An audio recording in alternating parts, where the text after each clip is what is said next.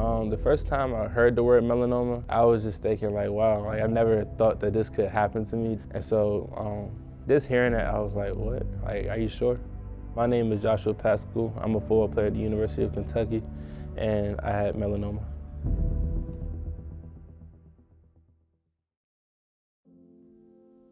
I mean, we're expecting big things out of him in the spring. He'd moved to defensive line, and we're excited about having him in the room, and he had done well through the spring. And then somewhere summer or early fall, we got the news that he had the issue with the foot. I felt like it was gonna be my big year and my big, basically like coming up. And so it wasn't until after basically I was done training that I actually went to go get that checked out. Josh mentioned that, hey, you remember that little spot on my foot, that little blood blister that I had? It's starting to bother me. You would be shocked that we would refer something that small. But the pain component is what triggered the referral. And that's when he was sent off to podiatry.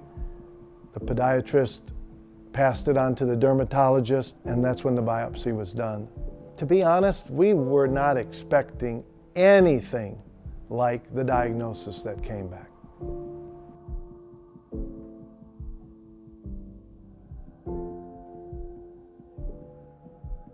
Once you get that news, you just get shocked. And I feel like that's what happened with me. It didn't really hit me then. Well, initially, the diagnosis came back as in situ. And in situ indicates that it's just on the surface of the skin.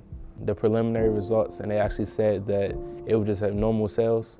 And so just hearing that, it was enough for them just to take that out. So after that, that's when I actually just got a small procedure done. He gets it removed. The biopsy then comes back that it was no longer thought to be in situ. They saw that it was worse than what they thought, and that it actually reached a depth where it could actually spread, and so they wanted to do a second surgery. It was a shock to everybody. The air kind of left the room. I mean, Coach Stoops came in here and addressed the team, and you can see the disappointment in everybody. I actually got a text, and it was a video of the team actually breaking down the huddle on my name. Hey, bro, we miss you, bro.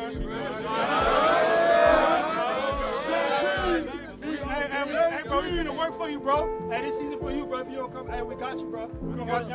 JP up there, JP up there. 1, 2, 3, JP! When he came down with this illness, he inspired all of us. Just the confidence that he had, that he was just very matter of fact, what's in front of him, that he had a lot of confidence that he was going to take care of that business. I don't really get scared when I hear those type of things, because my mom just was in my ear the whole time just saying, through your faith you are healed, and through your faith you are healed. And that's just something that just stuck with me. The number one trait that Josh showed from date of that bombshell all the way through today has been full faith in God and full faith in there is no other thing that's going to happen but return to play.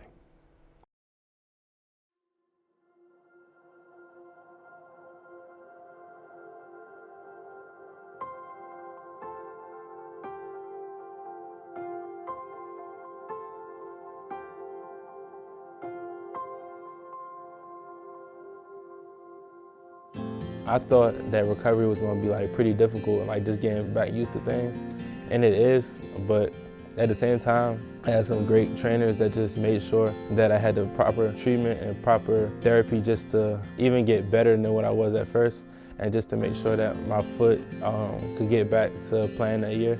So when I saw Josh being able to perform at a very high level, I talked to Coach and I said, you know, I think this is a good week. I thought this was a great opportunity to get him back into the, game day atmosphere. And once that opportunity actually came, and once I put on those pads in the weight room, and then I ran out the field and just looked up to the stands and just seeing all the fans there for that game and making a tackle during that game and just hearing the announcer call my name and just the fans started cheering and just the excitement. And then everyone just came over rushing to me and just patted me on my head, and I just realized I was on the field with my brothers again. It means a great deal to our team to get Josh back. You know, he's been with us every step of the way.